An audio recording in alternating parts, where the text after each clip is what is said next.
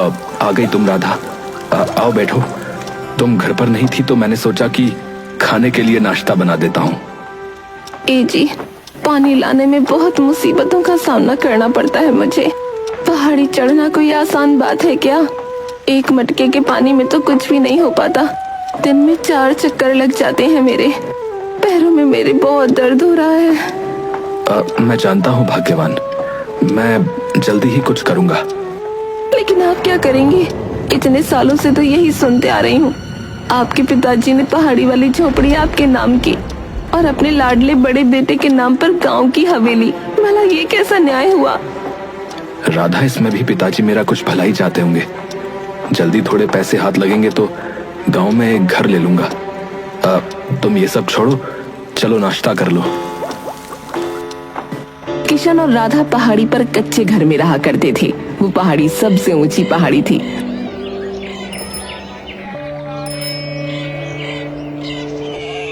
और किशन का बड़ा भाई राजेश अपनी पत्नी ट्विंकल के साथ गांव की हवेली में रहता था। बड़े ठाठ थे उन दोनों के।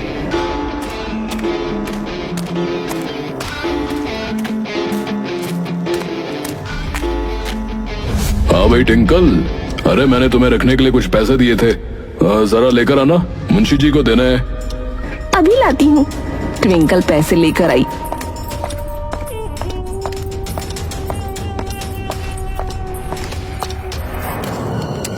पैसे गिनने के बाद राजेश बोला, अरे मैंने तो तुम्हें 50,000 रुपए दिए थे भाई, लेकिन ये तो सिर्फ 20,000 ही है। जी, वो बाकी के 30,000 तो मुझसे खर्च हो गए। बगल वाली शारदा है ना, बहुत जला रही थी मुझे। उसका पति उसके लिए बनारसी साड़ी जो खरीद कर लाया है। अब मेरा पति तो मेरे लिए कुछ खरीद कर लाता नहीं, तो मुझे खुद ही अपने शौक पूरे करने पड़े। है? क्या मतलब है कि मैं तुम्हारे लिए कुछ नहीं लाता भाई? तुम जिनके पैसों पर ऐश करती हो वो पैसे मेरे ही हैं, समझी? और 30,000 रुपए की भला कौन सी बनारसी साड़ी आती है बताओ? 30,000 की साड़ी नहीं, साड़ी तो मैंने सिर्फ 10,000 की खरीदी थी। उसके बाद उसकी मैचिंग की चप्पल, बैग, मेकअप वो भी तो खरीदना पड़ा ना।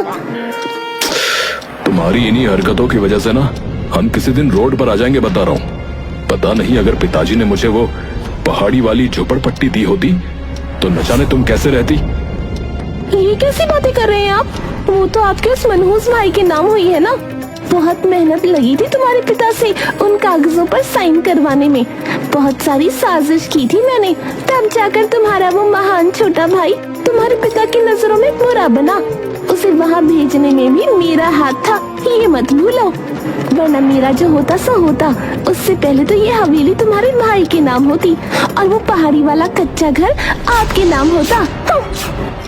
अरे अब ये कोई वक्त नहीं है ये सारी बातें करने का, समझी? जा रहा हूँ मैं काम के लिए, देरी हो रही है मुझे। राजेश अपने काम के लिए निकल पड़ा।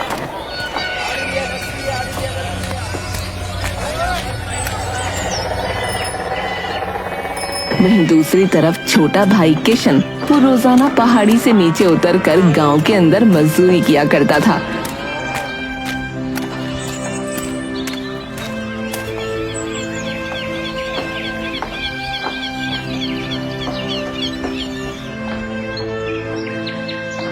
राधा, मैं काम पर जा रहा हूँ। अच्छा, संभाल कर जाइएगा, बारिश के संकेत है।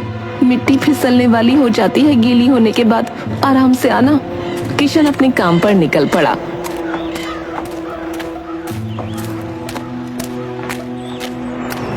कुछ देर बाद बारिश शुरू हो गई।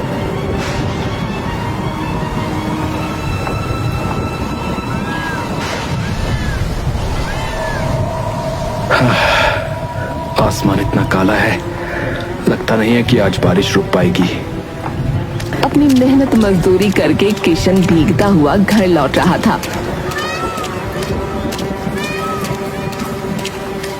अरे राम, इस बारिश में तो पहाड़ पर चढ़ना बहुत ही मुश्किल होता है। ये छोटे छोटे सकरे रास्ते पानी में भर जाते हैं और ये मिट्टी, ओहो। इतने में ही किशन का पैर फिसल गया और वो नीचे गिर गया। उसे बहुत चोट लगी थी। अरे अरे अरे मर गया रे।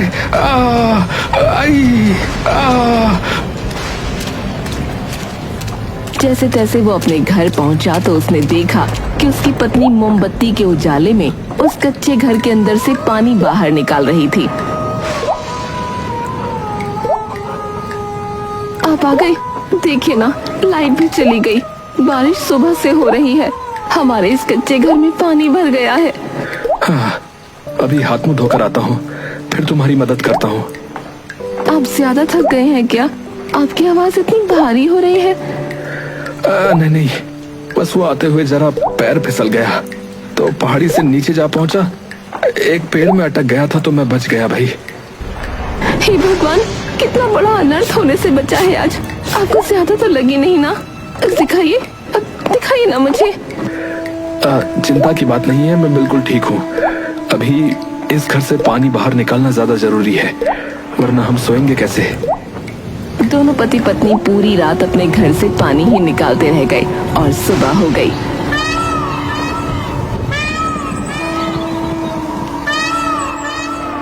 सुबह हो ही गई, लेकिन बारिश तो अब तक न रुकी।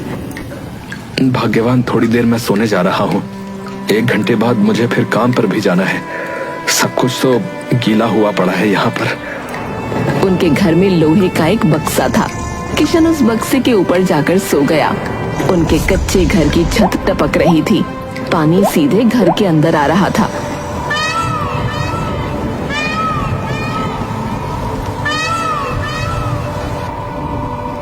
इतनी बारिश में भला कोई काम पर जाता है क्या? आज मत चाहिए ना। अरे अगर बारिश रोज होती रही तो क्या रोज काम पर नहीं जाऊंगा? हैं? बताओ, फिर हम खाएंगे क्या? तुम मेरी इतनी चिंता मत किया करो भाग्यवान, मैं समय पर लौट आऊंगा। वो मुझे आपको कुछ बताना था, आप पिता बनने वाले हैं। ये सुनकर किशन की खुशी का ठिकाना न रहा। हैं? क्या तुम सच कह रही हो? आज तुमने मुझे जीवन की सबसे बड़ी खुशी की बात सुनाई है। तो मुझे और मेहनत करनी होगी ना। अब तो मैं पिता बनने वाला हूँ। भाग्यवान, शाम को आते हुए मिठाई लेकर आऊंगा। हाँ। किशन खुशी खुशी काम पर लौट गया।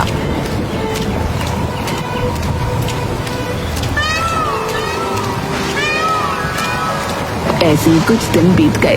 बारिश अपने चरम पर थी, जिसकी वजह से गांव में बहने वाली नदी का पानी तेजी से बढ़ रहा था।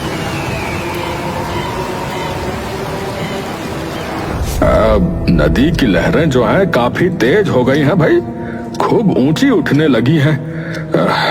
लगता है बाढ़ आने वाली है। राजेश, हमें गांव वालों को आगाह कर देना चाहिए, मुझे लगता है। मुखिया जी, मेरी बात सुनिए, मैं बता रहा हूँ आपको कुछ।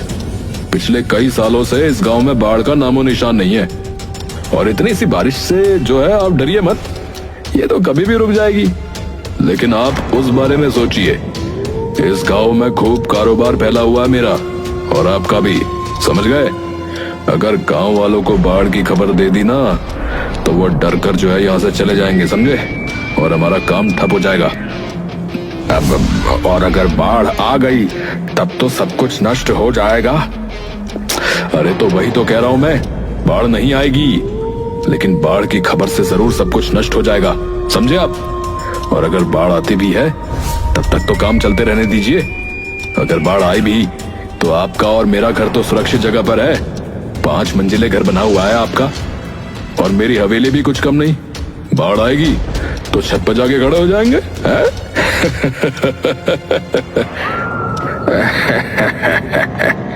राजेश बाजार की तरफ निकल पड़ा। अरे गोभी कैसे रुपए किलो दी भाई तुमने? 20 रुपए किलो है साहब। अरे इन लोगों ने तो लूट मचा रखी है, लूट। कि इतने में ही राजेश की नजर अपने भाई किशन पर गई। वो भी बाजार में फल और सब्जी खरीद रहा था।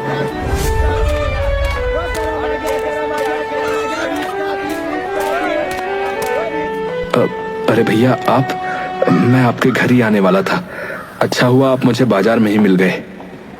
क्यों भाई, क्यों? क्या काम आन पड़ा तुझे जो तू मुझसे मिलने मेरे घर आने वाला था? अरे भला अपने परिवार वालों से कोई काम आने पर ही मिलता है क्या? है? तुम्हारा मेरा घर जरा दूर है तो मौका लगने पर ही आ पाता हूँ। मैं दरअसल आपको खुशखबरी सुनाने आया हूँ।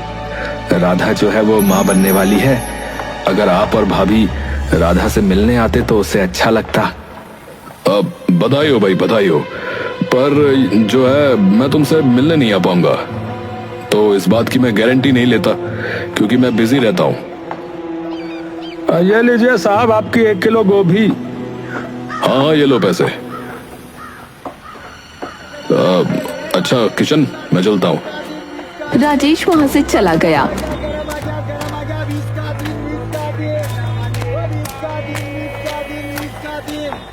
और कुछ ही पलों बाद फिर से बरसात शुरू हो गई। अरे बरसात फिर शुरू हो गई। घर पहुँच जाता हूँ। जैसे तैसे करके किशन अपने घर पहुंचा।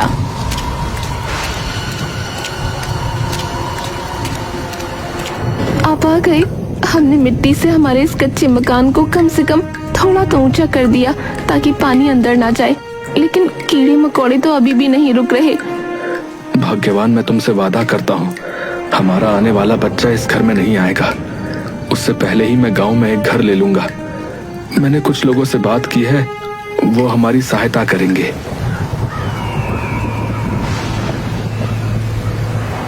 और वहीं दूसरी तरफ राजेश जब अपनी पत्नी ट्विंकल को राधा के माँ बनने की खबर सुनाता है, ट्विंकल के कान से धुआं निकलने लगता है क्योंकि ट्विंकल की कोई औलाद नहीं थी।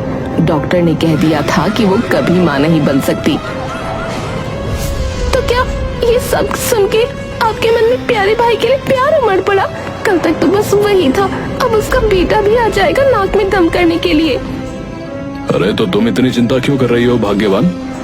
अरे कम से कम किसी के घर में तो खुशियां आ रही हैं। थोड़ी तो इंसानियत दिखाओ भाई। वो बेचारे पहाड़ी वाले कच्चे घर में रहते हैं, ऊपर से बरसात रुकने का नाम नहीं ले रही। उनकी देखभाल के लिए भी कोई नहीं है। तो चले जाइए ना उसकी देखभाल के लिए। भूल गए क्या कि वो कैसे हवेली पर कब्जा करने को तैयार था? वो तो मैं ना होती तो तुम्हें वो कच्चा घर मिलता। अरे बार बार ऐसी बातें बोलना बंद करो, हैं? तुमसे तो बात करना ही बेकार है? राजेश वहाँ से चला गया। लेकिन ट्विंकल के मन में गुस्से की भावना तेज हो रही थी। अगले दिन वो राधा के घर जाने का फैसला करती है।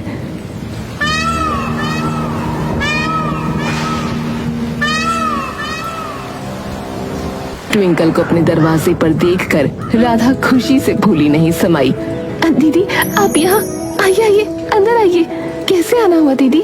पहले से बहुत सुंदर लग रही हो आप। तुम्हारे भैया ने बताया मुझे कि तुम माँ बनने वाली हो। बस तो फिर ये सुनकर क्या मुझसे रहा जाता? मैं यहाँ दौड़ी आई तुम्हारे पास। तुम्हारे भैया तो कह रहे थे कि क्या जरूरत है इतना कष्ट करके पहाड़ी पर चढ़ने की, पर मैं बोली नहीं नहीं, मेरी राधा अकेली है, भला उसे मैं ऐसे कैसे छोड़ सकती हूँ। ये सुनकर राधा की आंखों में आंसू आ गए। क्या सच में दीदी आप यहाँ आई? मुझे बहुत अच्छा लग रहा है। मैं तुम्हारे लिए अपने हाथों से ये मावे की खीर बना के लाई हूँ। ऐसे समय में इसे खाना बहुत अच्छा होता है। ये खाने में थोड़ी सी कड़वी होती है, पर मैं वापस जाऊँ तो कहीं मेरे पीछे से खाना मत भूल जाना। तुम भूल जाओगी तो मैं अपने हाथों से ही खिला देती हूँ। ट्विंकल ने अपने हाथों से राधा को खीर खिलाई, लेकिन ऐसे समय में उल्टी आना बहुत सामान्य बात थी। खीर खाते ही राधा को उल्टी आने लगी। कुछ भी मेरे पेट में नहीं जा पाता, जो भी खाती हूँ उल्टी हो जाती है। आप इसे रख दीजिए दीदी, मैं थोड़ी देर बाद खा लूंगी। मैं आपके लिए चाय बनाती हूँ। हाँ? अरे नहीं नहीं, इसकी कोई जरूरत नहीं। तुम्हारे भैया के आने का समय हो गया है, मैं जा रही हूँ। अपना ध्यान रखना, दोबारा मिलने फिर आऊंगी। ऐसा कहकर ट्विंकल वहाँ से चली गई। राधा खुशी से फूली नहीं समा रही थी।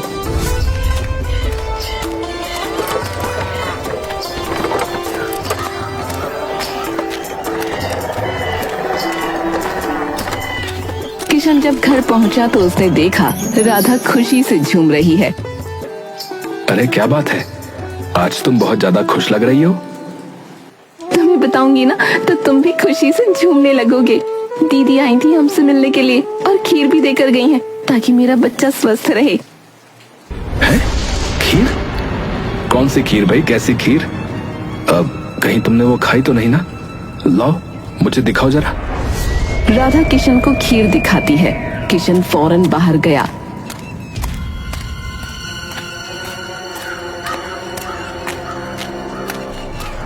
और आसपास से कुछ जड़ी बूटियां तोड़कर खीर में मिला दी। देखते ही देखते खीर का रंग नीला पड़ गया। ये खीर नीली कैसे हो गई? क्या मिलाया है आपने इसमें? मैं वही तो सोच रहा था कि मेरे भाई की पत्नी इतनी मेहरबान कैसे हो सकती है। तुम्हें जानते हुए बहुत दुख होगा राधा। इस खीर में वो जहर मिला कर लाई थी। न जाने वो जहर हमारे बच्चे के लिए था या तुम्हारे लिए। भला कोई इस हद तक कैसे गिर सकता है? मैं अभी के अभी बड़े भैया के पास जा रहा हूँ। नहीं नहीं, आप उनके पास मत जाइए, बहुत बड़ा बवाल हो जाएगा। मुझे तो लगा कि दीदी को शायद बच्चे की बात सुनकर हमारे पुराने दिन वापस याद आ गए होंगे, लेकिन मुझे क्या पता था वो तो इसे खत्म करने आई थी। राधा रोने लगी। किशन उसे समझा रहा था। वहीं दूसरी तरफ ट्विंकल को लग रहा था कि अब राधा का काम तमाम हो चुका है। वो अपने घर की कुर्सी पर बैठकर आराम से टीवी देख रही थी, लेकिन कुछ ही पलों में लाइट चली गई और राजेश भी हड़बड़ी में घर में दाखिल हुआ। अरे अरे तुम यहाँ आराम से बैठी हो, टीवी देख रही हो, हैं? गांव में गजब हो रहा है। नदी का पानी अब बाहर आने लगा है। इससे पहले घर तक आए। चलो यहाँ से चलते हैं। अरे कुछ नहीं होगा। इतने सालों से जब बाढ़ नहीं आई तो अब क्या आएगी? बारिश की वजह से लाइट चली गई होगी। आप आराम से धीरज रखिए। अरे मैंने कहा ना जल्दी से सामान बांधो। अरे सुनाई नहीं दे रहा है क्या तुम्हें? हैं? कि इतने में ही गांव वालों के चिल्लाने की आवाजें आने लगी। ये सुनकर ट्विंकल फौरन उठी और जरूरी सामान बांधने लगी, लेकिन उस जरूरी सामान में भी ट्विंकल ने सिर्फ पैसे ही बांधे थे। वो दोनों फौरन घर से निकल पड़े।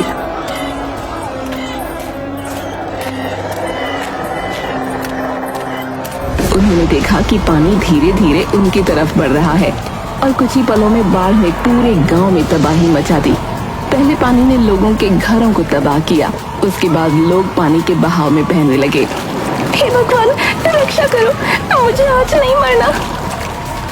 अगर उस दिन मैंने मुखिया जी की बात मान ली होती तो ये दिन न देखना पड़ता।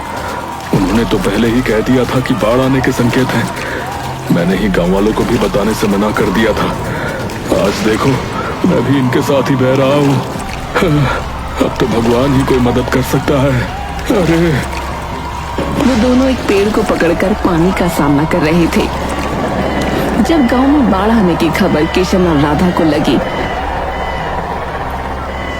जी सारे पक्षी शोर मचा रहे हैं, गांव में जाकर देखिए ना क्या हो रहा है। दाई माँ बता रही थी कि गांव में बाढ़ आने के संकेत हैं, लेकिन मुखिया जी और राजेश भाई साहब ने दिलासा देकर गांव से न जाने दिया किसी को।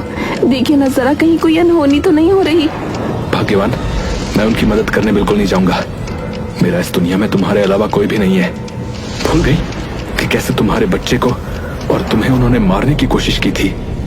मेरा हंसता खेलता परिवार उजाड़ने की कोशिश की थी। वो सारी बातें बाद में, प्लीज अभी आप जाइए ना, वरना मैं चली जाऊंगी। तुम कितनी जिद्दी हो। चलो तुम अपना ख्याल रखो, मैं आता हूँ। राधा किशन को एक मोटी सी रस्सी दे देती है, जिसे लेकर किशन पहाड़ी से संभल कर समझ कर नीचे उतरा। बारिश भी रुकने का नाम नहीं ले रही थी। पहाड़ी ही बची हुई थी, पूरा गांव पानी में डूब चुका था। किशन को पहाड़ी के पास जितने भी लोग दिख रहे थे, किशन ने उन सभी को अपने पास बुलाने की कोशिश की। सुनिए, मैं सुरक्षित जगह पर हूँ। मैंने ये रस्सी एक बहुत ही मोटे पेड़ से बांध दी है। आप लोग इसे पकड़कर ऊपर आ जाइए। देखिए, डरिए नहीं, धीरे धीरे करके आ जाइए। सामान छोड़िए, पहले आप अपनी जान बचाइए। किशन की बात सुनकर महिलाएं और बच्चे रस्सी पकड़कर पहाड़ी पर चढ़ने लगे। पहाड़ी पर बचे हुए लोगों को किशन किसी भगवान के फरिश्ते की तरह लग रहा था। ट्विंकल ने जब देखा ढेर सारे लोग पहाड़ी की तरफ जा रहे हैं, वो अपने पति से बोल पड़ी, जी सुनिए ना, अभी कोई मदद नहीं आई है। लोग ना पहाड़ी की तरफ जा रहे हैं, हम भी कैसे भी करके पहाड़ी पर पहुंचते हैं, वहाँ तक पानी नहीं जा सकता। पानी का बहाव इतना था कि पेड़ को छोड़ पाना नामुमकिन था। वो लोग फंसे रहे। भाग्यवान लग रहा है, अब मुझ में इस पेड़ को पकड़ने की शक्ति नहीं बची। कुछ ही पलों में ये पेड़ भी बह जाएगा। ये हमारा आखिरी समय है। कि इतने में ही उन्हें एक तेज आवाज सुनाई दी। आवाज किशन की थी, जो एक रस्सी में पत्थर बांधकर अपने भाई और भाभी की तरफ फेंक रहा था। भैया, मैं आपके पास ये रस्सी फेंक रहा हूँ, इसे जोर से पकड़कर मेरे पास आइए। राजेश और ट्विंकल ने जरा भी देर नहीं की। उन दोनों ने वो रस्सी पकड़ ली, लेकिन पानी के बहाव की वजह से वो आगे नहीं बढ़ पा रहे थे। किशन अपनी पूरी ताकत से वो रस्सी खींचता है और जैसे तैसे करके अपने भैया भाभी को पहाड़ पर सुरक्षित जगह पर ले आता है। वो लोग अपनी आंखों से गांव का खौफनाक मंजर देख रहे थे। आसमान में घनघोर काले बादल पूरे गांव में पानी पानी फैला रहे थे और सब कुछ डूबा चुके थे। अगर तुम समय पर नहीं आते तो न जाने हमारा क्या होता। अरे किशन, अरे तुम्हारा बहुत बहुत धन्यवाद भैया। अरे तुमने हम सबकी जान बचाई है। अरे आप लोग अपना ध्यान रखिए, मेरी पत्नी अकेली है, मुझे उसके पास जाना होगा। अगर आपको कोई भी बहता हुआ नजर आए तो ये रही रस्सी, उसकी मदद जरूर करना। किशन ने ट्विंकल की ओर देखा। ट्विंकल की नजरें शर्म से झुकी हुई थीं। ट्विंकल के हाथ में एक थैला था जो पैसों से भरा हुआ था, लेकिन पानी में वो सब कुछ भीग गया था। मेरे पैसे तो पानी में भीग गए। मैंने जब तुमसे कहा कि जरूरी सामान बांध लो तो तुमने खाने का नहीं बल्कि पैसे बांधे थे। मरने के बाद पैसों को अपने साथ छाती पर चिपका के लेके जाना तुम। किशन ने ये सब देखकर चुपचाप वहाँ से जाने का फैसला किया। तभी राजेश बोल पड़ा। किशन मेरे भाई, मैं तुमसे दोबारा नहीं पूछ पाया। अब क्या राधा ठीक है? आप तो उसके बारे में मत ही पूछिए भाई साहब।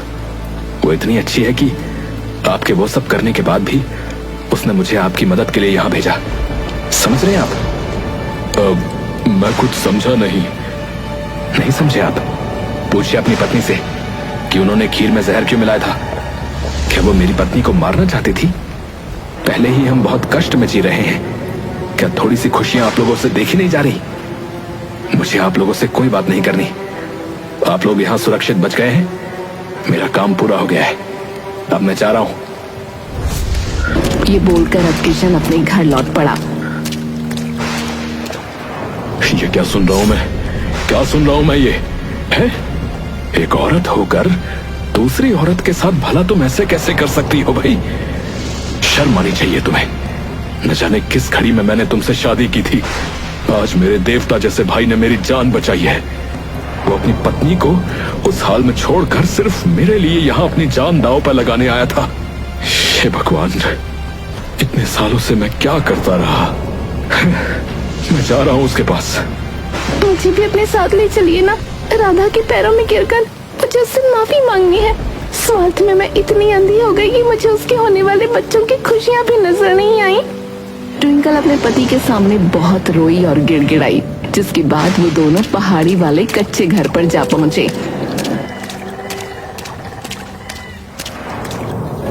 भाई साहब, दीदी, आप दोनों यहाँ अंदर आइए ना। भीग गए हैं आप लोग पूरी तरह से। जल्दी से कपड़े बदल लीजिए। लीजिए, अंदर आइए। इतना कुछ होने के बाद भी राधा की दरिया दिली देखकर ट्विंकल की आंखें शर्म से भर गईं।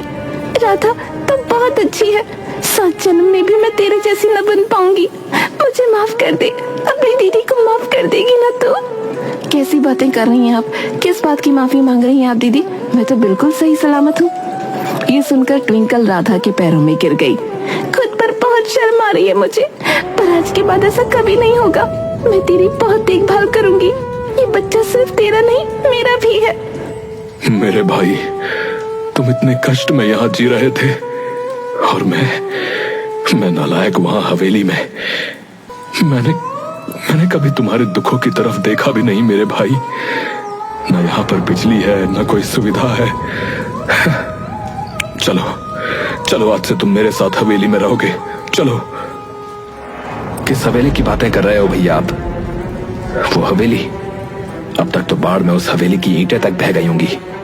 नजर उठाकर देखिए, कुछ भी नहीं बचा। पूरा का पूरा गांव तबाह हो चुका है। आप अपना दिल छोटा मत कीजिए। जान से बढ़कर कुछ नहीं होता। आपने जो कुछ भी कमाया वो सब दोबारा हासिल कर लीजिएगा। आज मेरी आंखें खुल गई हैं, पर समझ में नहीं आ रहा कि किस मुंह से माफी मांगू, किस मुंह से। भैया, भाभी, राधा ने आपको माफ कर दिया है, तो भला राधा के आगे मैं कौन होता हूं आपसे नाराज रहने वाला। आप लोग जब तक चाहे हमारे इस कच्चे घर में रह सकते हैं। हाँ, हवेली जैसी सुविधाएं तो नहीं मिलेंगी, पर हाँ, शांति और खुशी से जीवन जरूर जिया जा सकता है।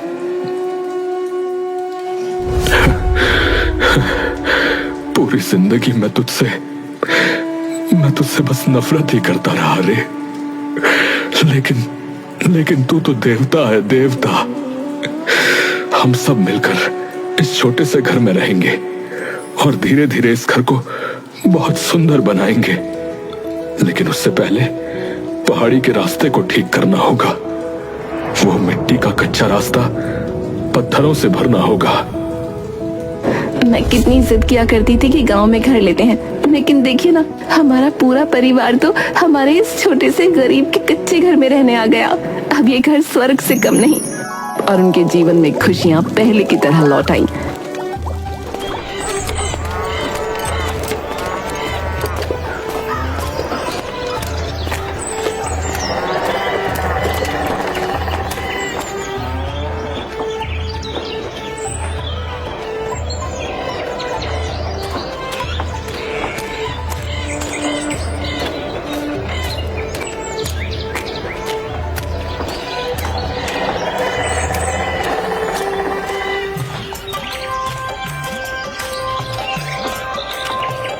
कुछ ही समय बाद राधा ने एक प्यारे से बेटे को जन्म दिया।